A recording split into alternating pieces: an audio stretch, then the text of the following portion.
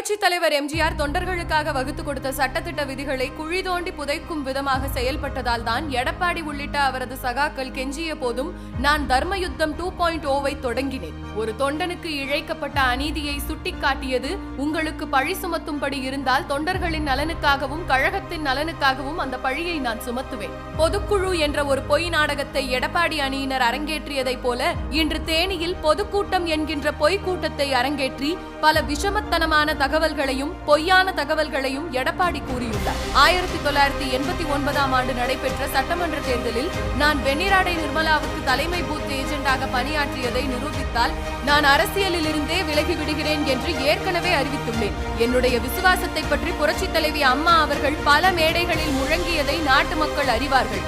எடப்பாடி போன்ற தற்குறிகள் வேண்டுமென்றால் இதை தங்கள் சுயநலத்திற்காக மறைக்கலாம். நான் அதிமுகவை மூழ்கும் கப்பல் என்று கூறவில்லை. இப்போது இருக்கின்ற தலைமையால் மூழ்கக்கூடிய சூழல் இருக்கின்றது என்றுதான் கூறினேன்.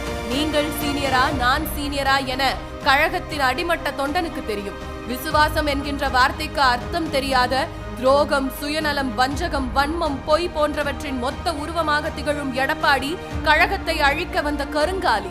ஒற்றை தலைமையால் தொடர் தோல்வியே மிஞ்சியது. யார் நடுக்கடலில் தத்தளிக்க போகிறார்கள்? யார் கழகத்திலிருந்து தூக்கி எறியப்பட போகிறார்கள்? தொண்டனுக்காக நீதியை யார் பெற்றுத்தர போகிறார்கள் என்பதையெல்லாம் தேர்தல் ஆணையத்தின் தீர்ப்பின் மூலம் காலம் பதில் சொல்லும்.